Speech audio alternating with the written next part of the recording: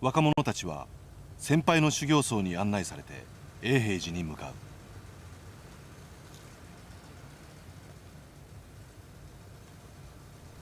禅の世界では修行僧を雲水と呼ぶ。雲が行き水が流れるごとく真の仏法を求めて旅する修行者の意味である。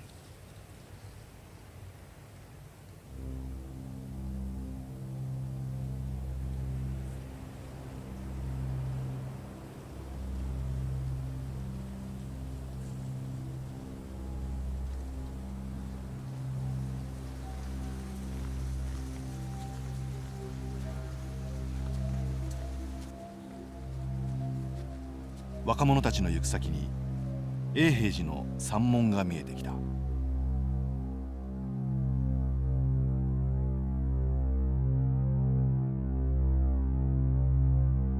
魔除けの四天王が睨みを利かせる。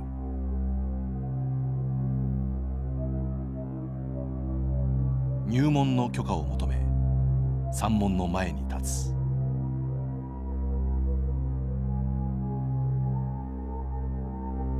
しかしいつまで待っても応対する者が現れない。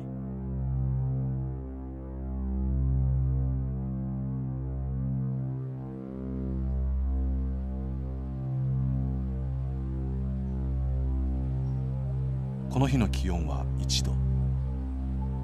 光の春とはいえ3月の永平寺はしんしんと冷え渡る。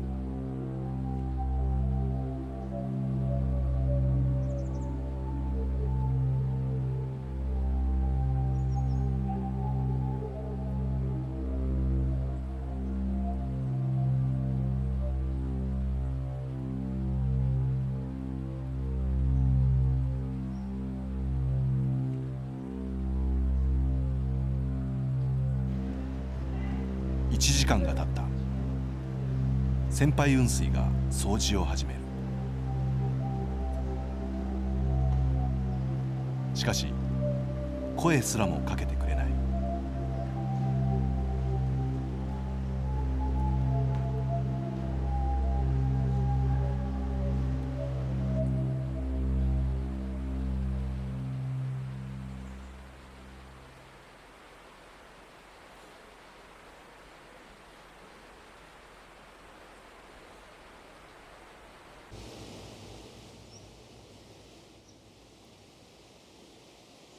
立ち続けること2時間。カーンと呼ばれる先輩雲水が現れた。修行しに参りました。高原前さんをお塩が行きました。やっと入門を請うことができた。はい。本当に自分のこの外から修行したいものでなければこの永平寺に修行する無駄だ。そ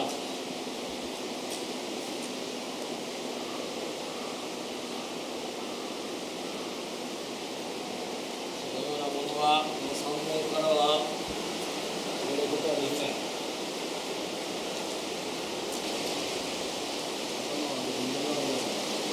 はいはい。家庭現春にすべく王の神門よりカーンが山門にある2枚の蓮の意味を語り始めた。家庭現春陸老の神門よりいるを許さず。永平寺の修行は厳しい。富や教養があるだけでは入門は許されない。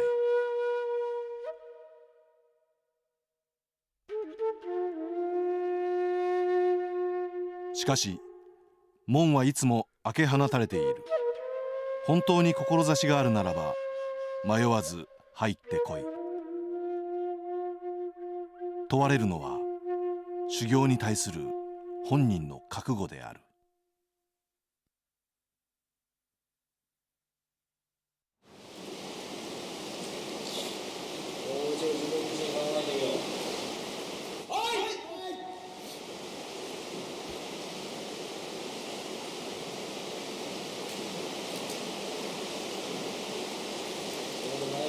永平寺に入る資格はない。この永平、たとえ入ったとしても、この永平寺で修行を続けることはまず無理だ。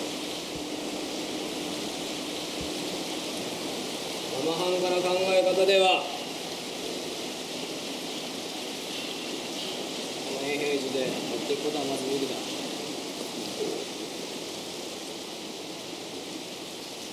永平寺に入門したものでも、禅の悟りは人から教わるものではなく、自ら掴み取るものであるという。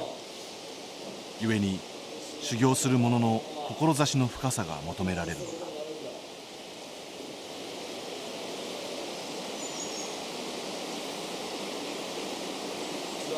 はい。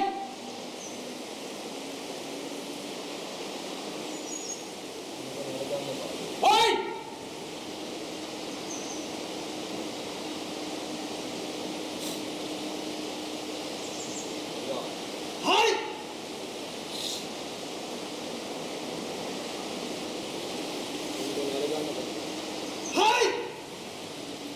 永平寺では入門を請う者に対して例外なくこうした試練を課す。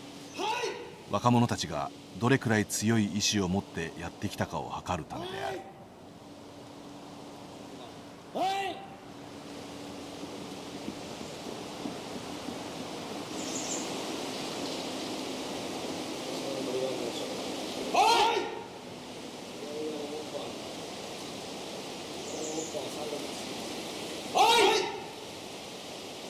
カーンが若者たちに脇にある板を打つよう指示した。そこの木板には小時代無常人作という文字が書かれてある。その文字よく考えながら木板さんをしてはいはいはい。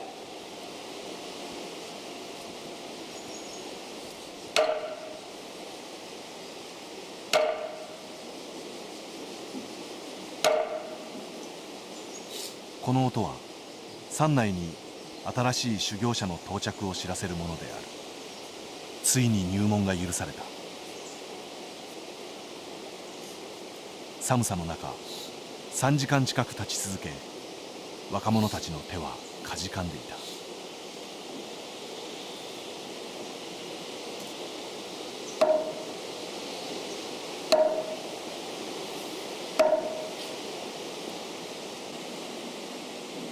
永平寺にはこの時期数日おきに入門者がやってくる。去年の春は100人の雲水が新たに入山した。この山門をくぐった日から長い修行の1年が始まる。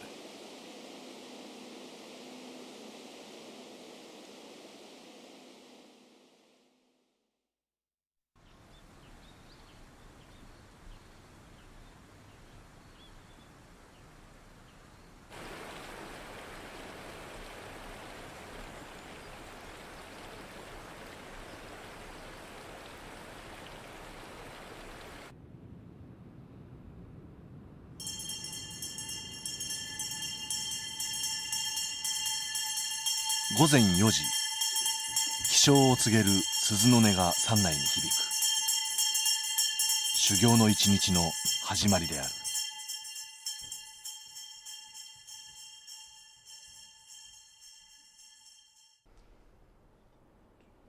朝起きて最初の修行は洗面であるという。その動作一つ一つに細かな作法が決められている。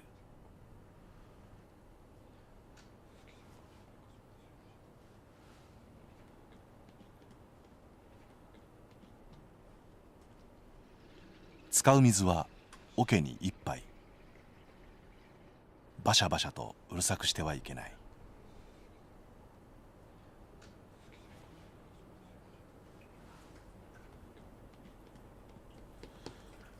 まずは歯磨きである。歯と歯の間から歯茎に至るまで丁寧に磨き、口臭がなくなるようにする。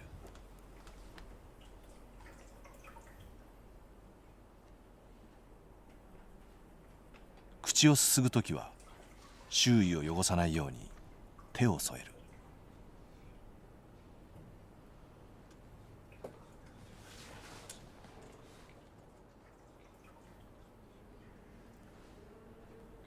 次に顔を洗う。額から眉毛、目、鼻、口の周りをしっかりと摩擦して洗う。さらに頭頂部、耳の後ろも忘れない。この時、唾や鼻水を桶に落としてはならない。これらの決まりは道元自身が定め、自らも実践していたものだという。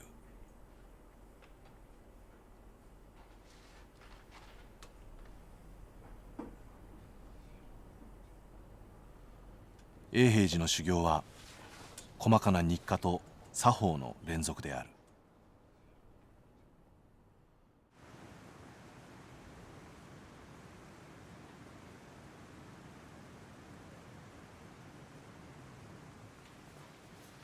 4時10分、僧堂に雲水たちがやってくる。朝の座禅の始まりである。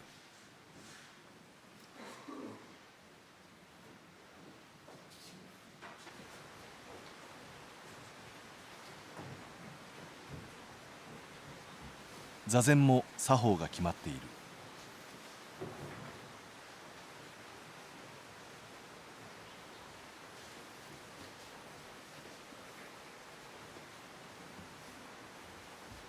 まず座布と呼ばれる敷物を敷き、その上に座る。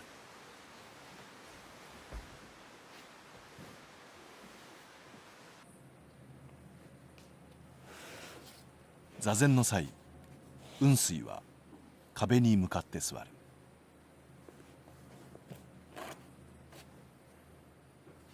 足の組み方は両足をそれぞれ反対のももに乗せる、もしくは片方だけを乗せる。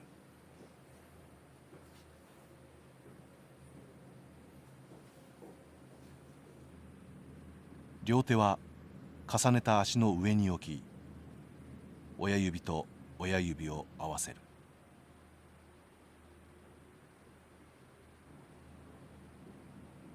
目は常に開き、呼吸は鼻から静かに行う。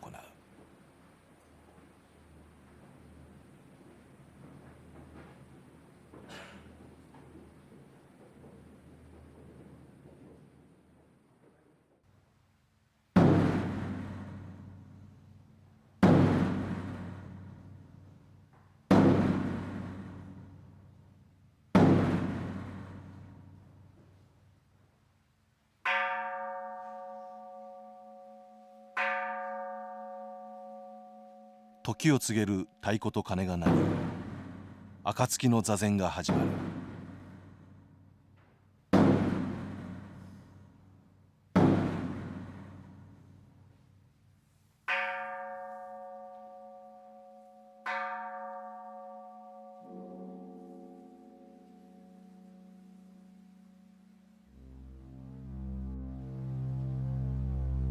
座禅は釈迦が悟りを開き、仏の境地に達した時の姿である。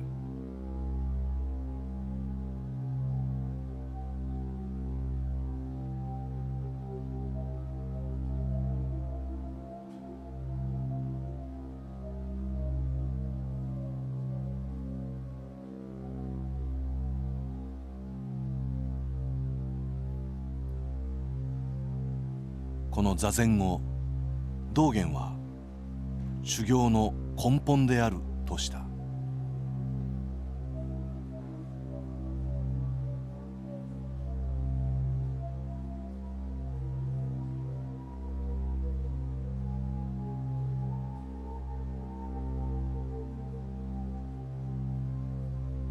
止観多座、欲望や執着心を捨て、ただひたすら座る。それが本来は仏である誠の自分に出会う道だというのだ。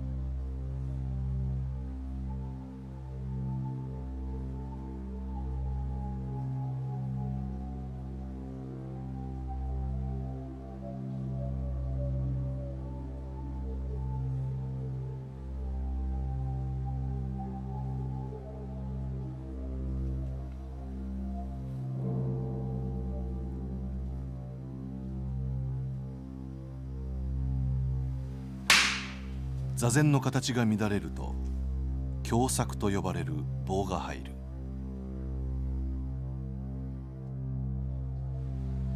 修行の浅い雲水は睡魔に襲われ雑念を抱き、なかなか集中できない。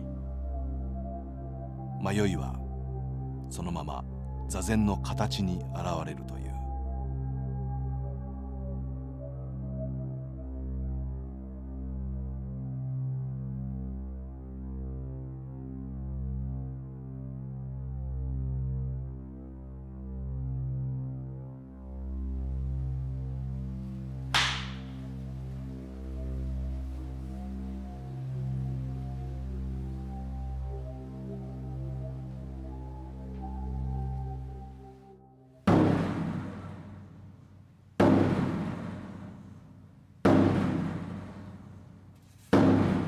一回の座禅は一本の線香が燃え尽きるまでの時間、およそ40分で終わる。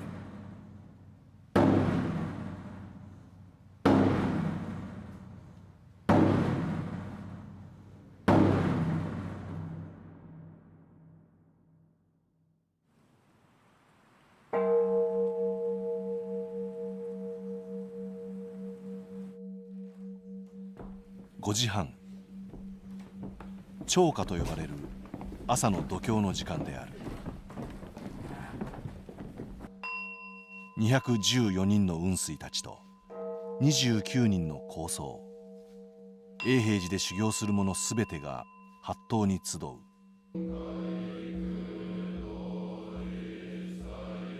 朝歌にはおよそ1時間を費やす。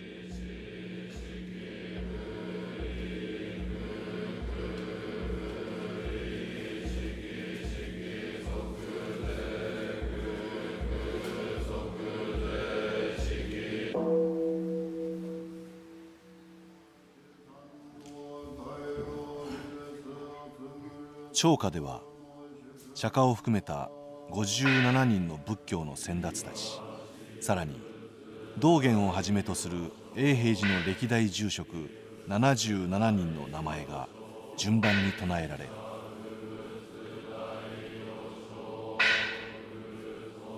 先人たちに倣い、自らも修行に励もうと思いを新たにする。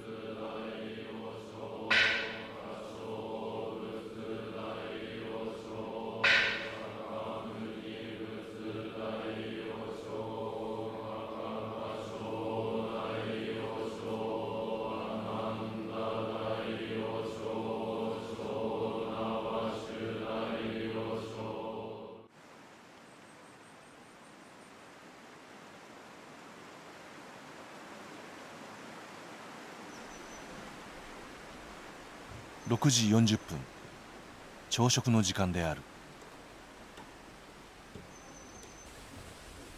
雲水たちは再び僧堂に集まってくる。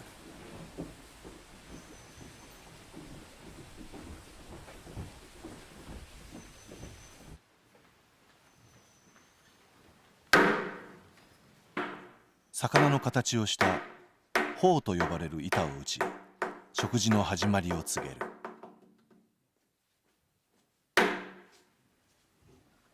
食事もまた細かな作法の連続である。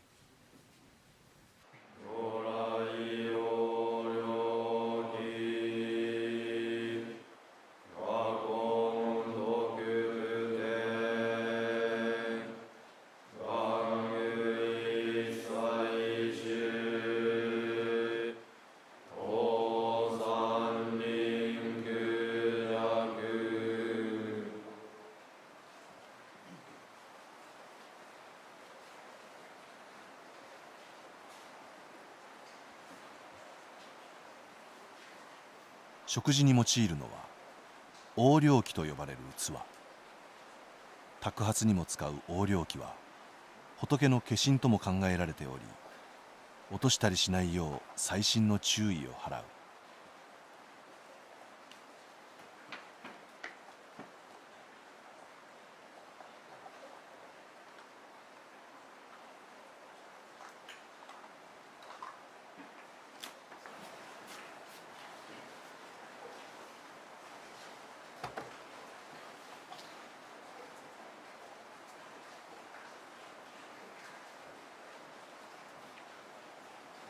給仕の際、自分の欲しい量になったら手を挙げて合図をする。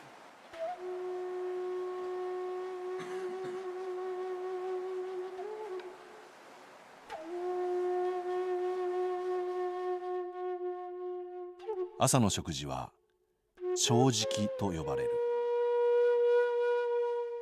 玄米のおかゆ、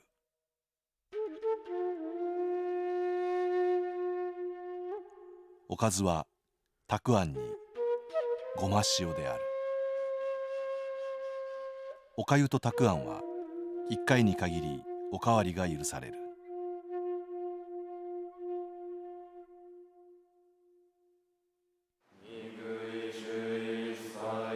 食べる前には短い経を唱え、額におかゆをいただく。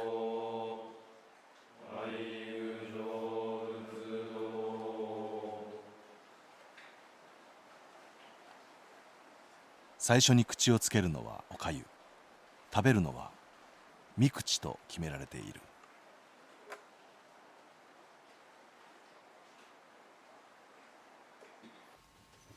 たくあんを食べるときは音を立ててはいけない。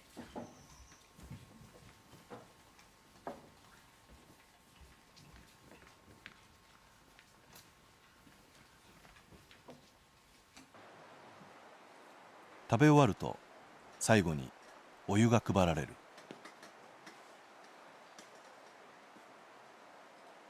このお湯で器を洗い片付ける。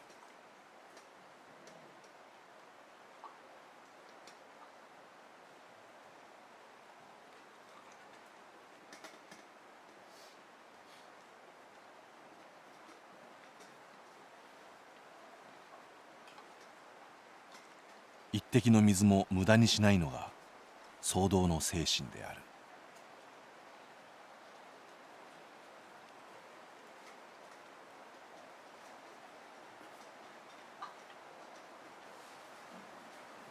道元は仏の道を志す者はまずその立ち振る舞いを仏にふさわしいものにしなくてはならないと考えた。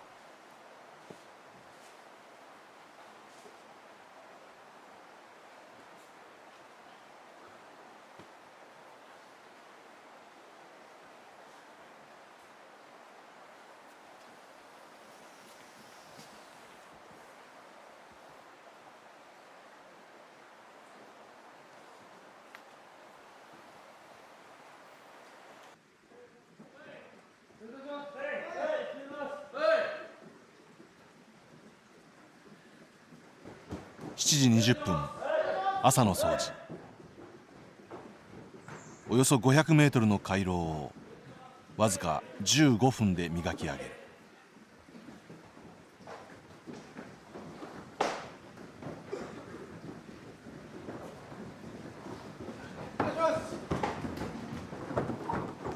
永平寺では掃除などの仕事を作務と呼ぶ。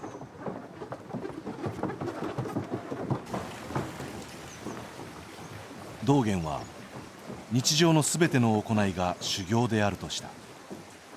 作務は動く座禅であり、それに没頭することもまた自分の中の仏に出会う道だというのだ。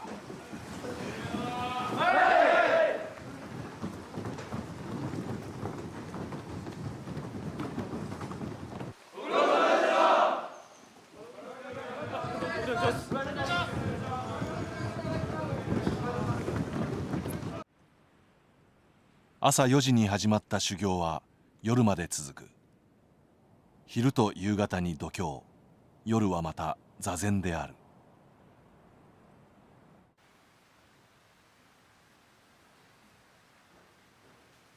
夜の僧堂で雲水たちが一列に並んでいた。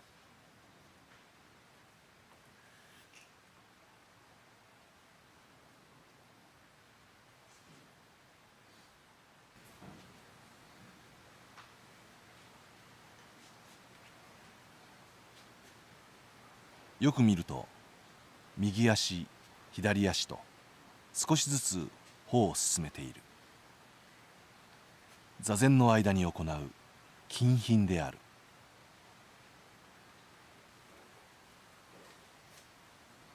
長時間の座禅で緊張した体を静かに歩いてほぐすのだ。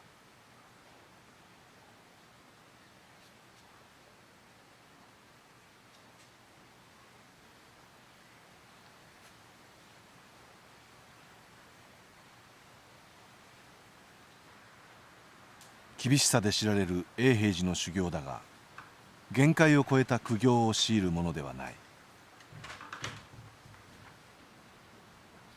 金品もまた動く座禅の一つとされる。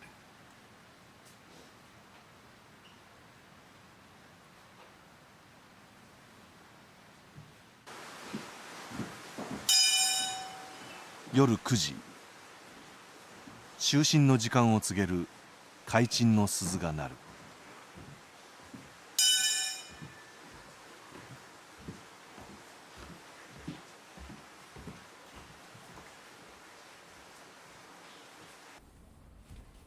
寝る時の作法も決まっている。一人の雲水に与えられる空間は畳一畳分だけである。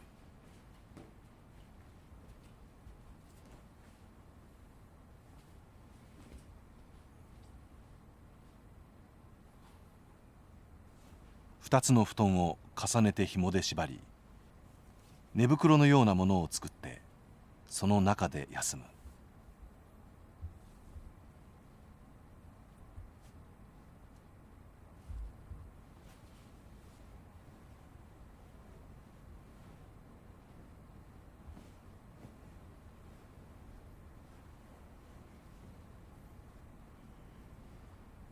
細かな作法と日課が重なる修行の一日。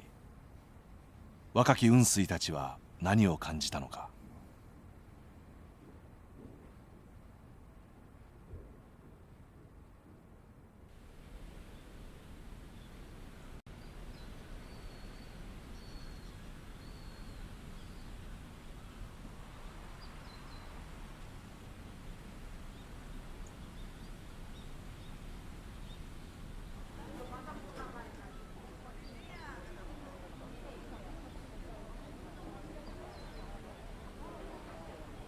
5月、新緑の季節を迎えた永平寺には数多くの参拝客が訪れる。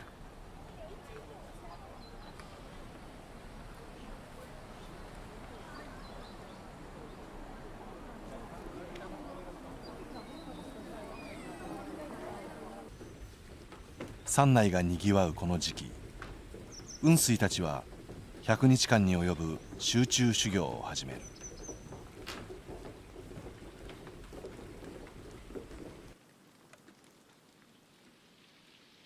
雨の多い時期に行われるこの修行は右腕後と呼ばれ、遠く釈迦の時代から続いている。この季節、活発に動き始める生き物を踏みつけたりしないよう寺にこもったのが始まりだという。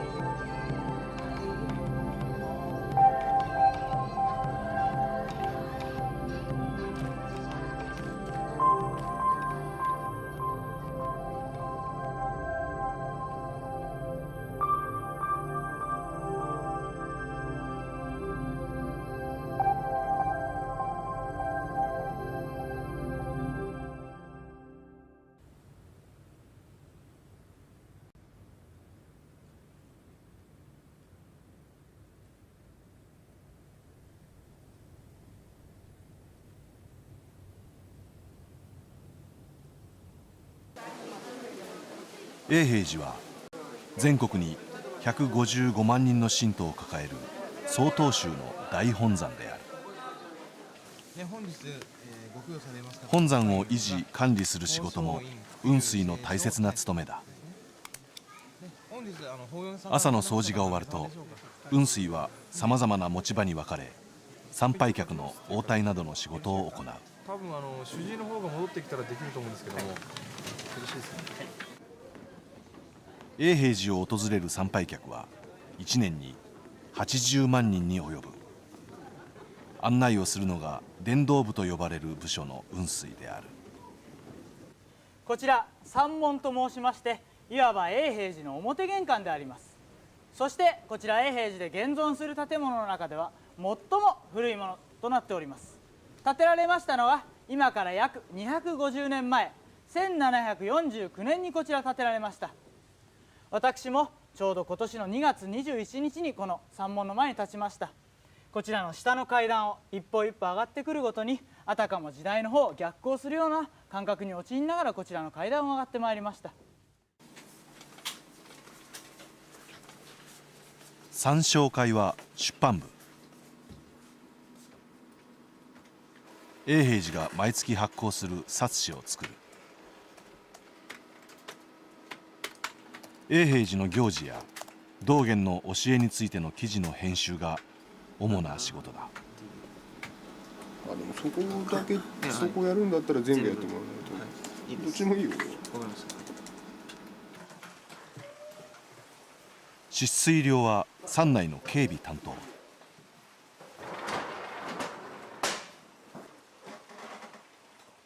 伝統の掃除や窓ガラスの点検。夜は山内の見回りや施錠を行う。こうした本山の管理の仕事もまた作務、修行の一つだとされている。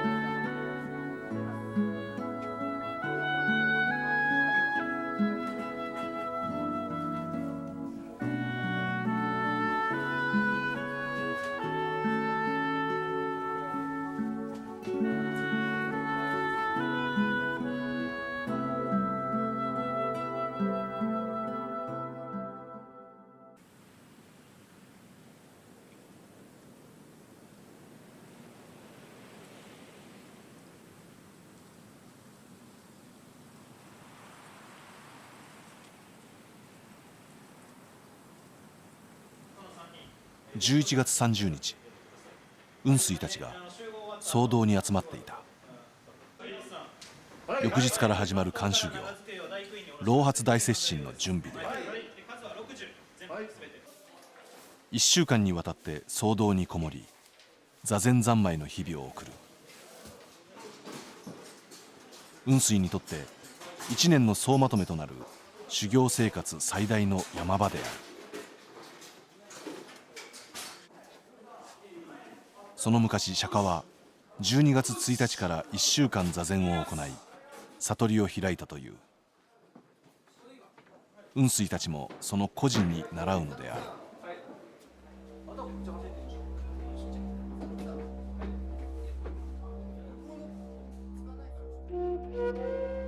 道元直筆と伝えられる国宝不観座禅儀、座禅の極意が記された書である。ここには悟りという境地がこのように表現されている。信心脱落、欲望や執着心などがすべて抜け落ち、自分のあるがままの姿に戻った状態。明日からの漢修行で雲水たちはこの境地を目指す。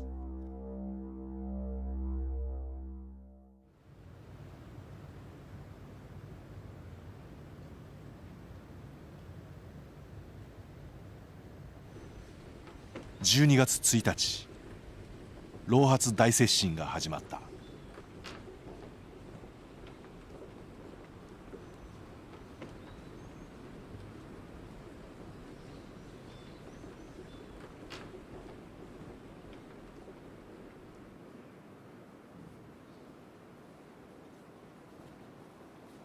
午前8時50分、雲水たちが僧堂に入ると入り口の扉が閉ざされた。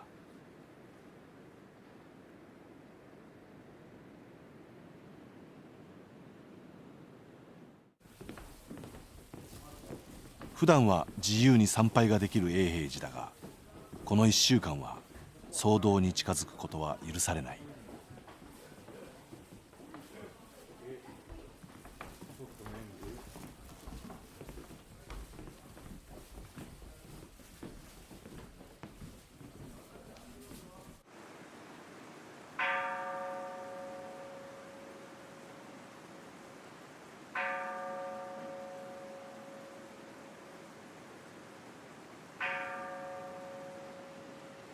座禅の始まりを告げる鐘の音。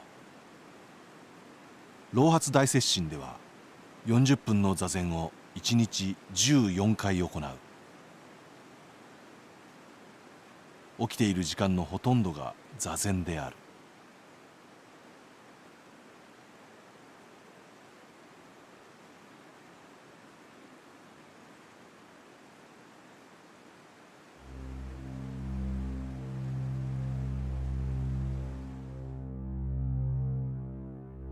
入山以来続けた座禅。雲水たちの座奏には修行の深まりが感じられる。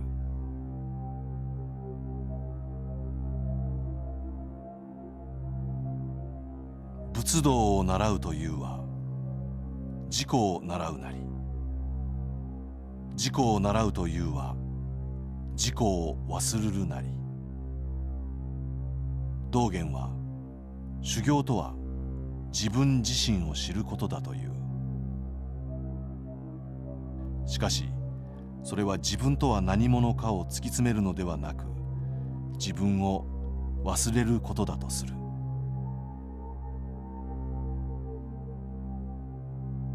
囚われごとすべてを捨てたとき、本来の自分と出会う。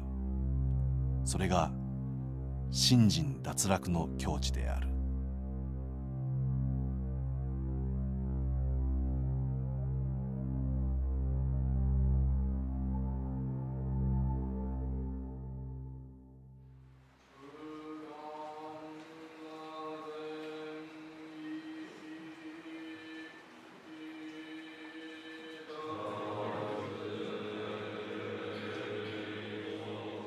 午後8時20分、夜の僧堂に雲水たちの読経が響く。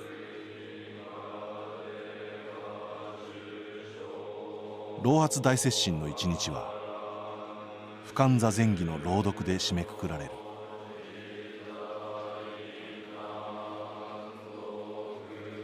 座禅三昧の日々は1週間続く。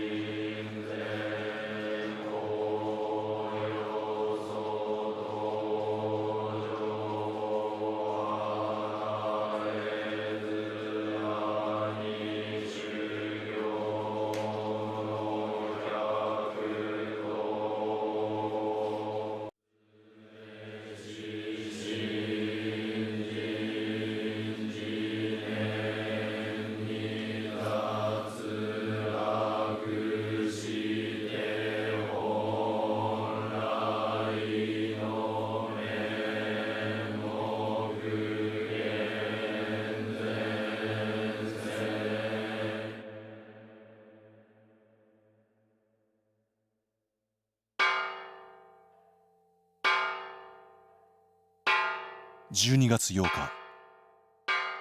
1週間に及んだ老髪大接心が終わる日である。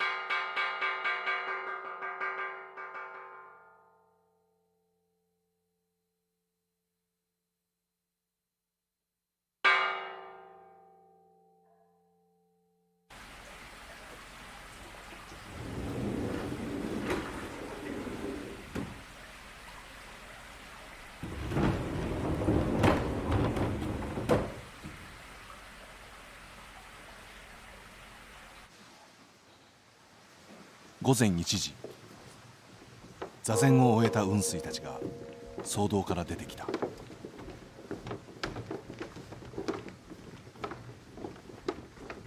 釈迦は1週間の座禅の後、暁の空に輝く明星を見て悟りを開いたという。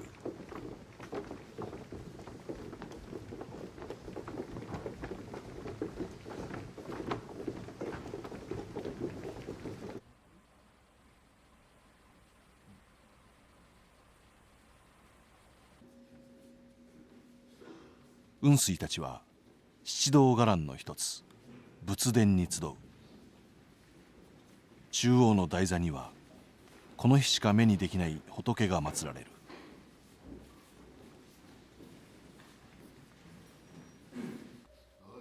武将髭を生やした釈迦の像。1週間にわたる座禅の末、悟りを開いた時の姿である。この像を前にして老髪大接心の最後の行が行われる。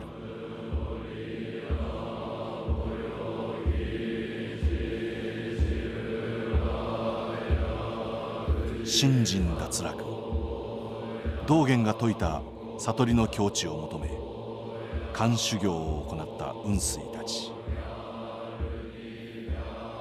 1週間の座禅の中でつかみ取ったものを構想にぶつける問答が始まる。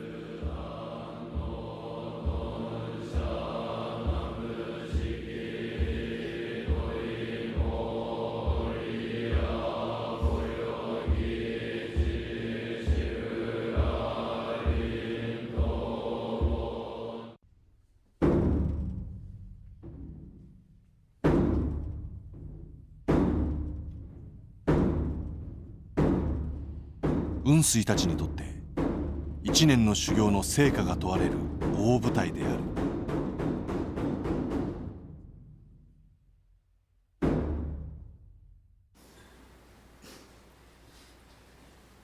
我ら釈尊に倣って摂心を行うことなり、その法音功徳はいかなるものか示したまえ。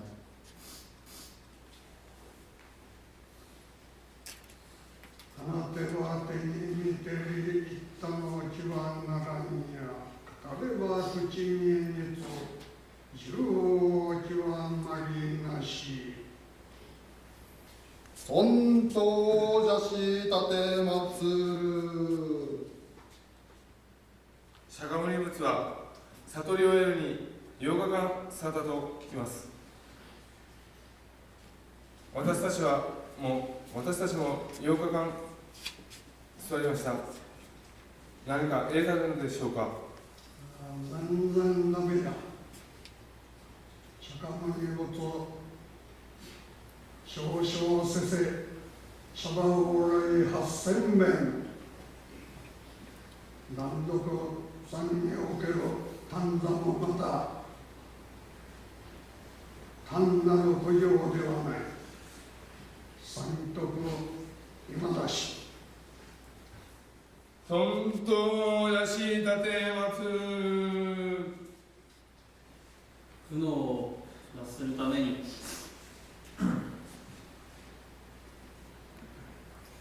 苦悩を脱するためには己の執着心をすべて捨てねばならぬのでしょうか。そのために座禅をするのでありましょうか。これが違う。単座三千は超心超速知心即心即物のこのうちにあり、単座三千に精進せよ。尊当者し立てまつ格のごとく現今の相貌をできた明らかなりいかにして我らを設計せられよ。本朝大前寺芸家面倒話を拝読すらお互いも面倒話を拝読し、さらに釈々感と一歩を進めたい。尊当者し立てまつる。釈迦老官、この日浄土を調べ、我ら自尊何によってこの一件の明星に向くんや。言うことなかれ、真っ向功徳なしと、毎日毎朝明星が一点にあり、明星を見るやいなや。尊当者し立てまつる。初めての接心。1週間の座禅で得たものは何かと問う雲水たち。眠たいのを覚え。それに対して高僧は、座禅に目的を持つことがすでに囚われなのだと一喝した。信心脱落、一切の執着をなくせというが、それがまた難しい。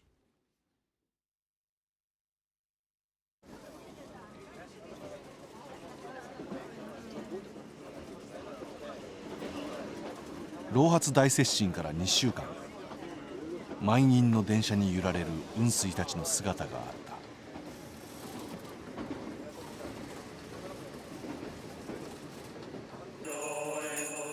この日は寺を出ての托鉢修行である。托鉢は伏せを受けることで人からの恵みによって生かされている自分を知る修行である。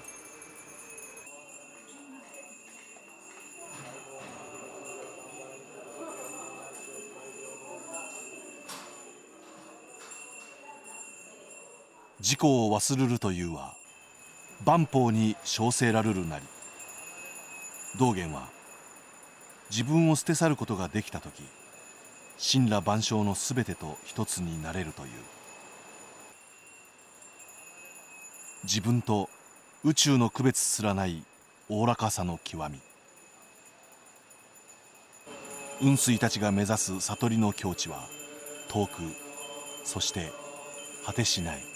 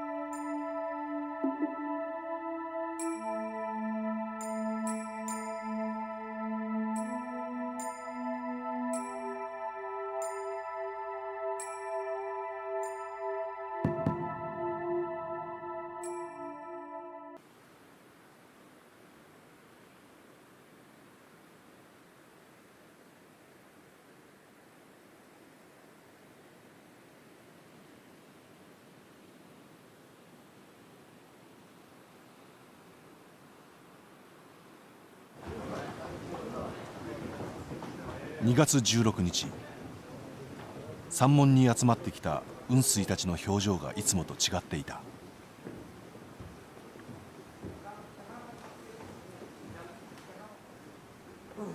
修行を終え永平寺を去る仲間を見送るというのだ。夏100日修行で首相を務めた文章さんの姿もあった。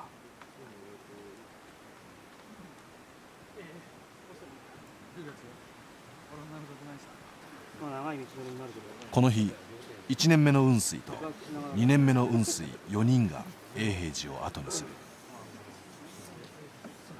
る。永平寺でいつまで修行するかは雲水の判断に任される。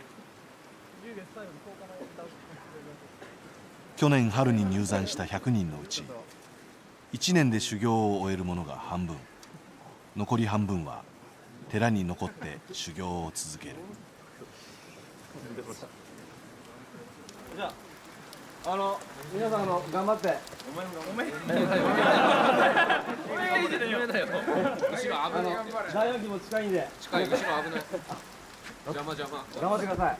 それじゃあ失礼いたします。頑張ってね。頑張れよ。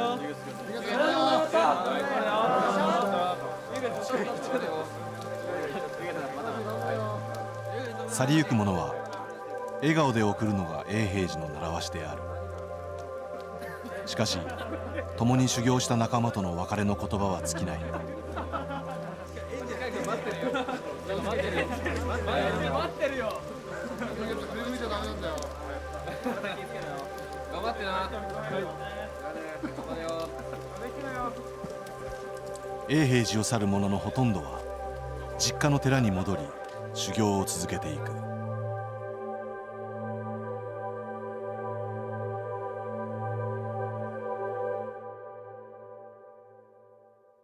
やっと終わったっていう感じがやっぱ一番強いんですけど、ちょっと寂しいかなっていうものもやっぱりあります。寂しいというのはどういうことですか？そうですね、一緒に厳しい修行を重ねてきた仲間たちとの別れと、それが一番です。新しい社会に出ているんで不安と希望と半分ぐらいの複雑な気持ちです。物心ついた時からここに来るんだと自分で考えてましたんで、やっと一段落ついたと。これから新しいところでまた別な生き方をしていきたいと思います。これから本当の修行が始まるというのが本当の気持ちですね。はい、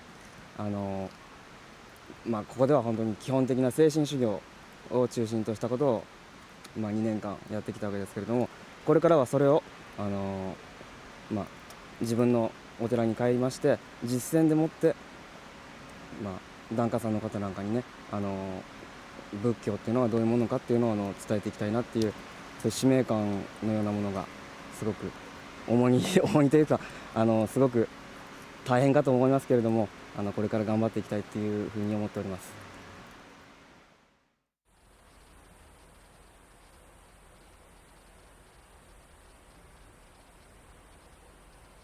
その2日後、山門に向かう坂を登る若者たちがいた。今年最初の入門者である。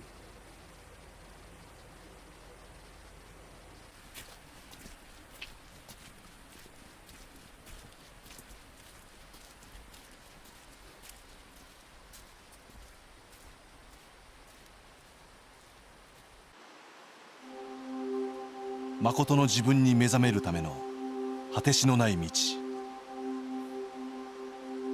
永平寺の修行の1年がまた始まる。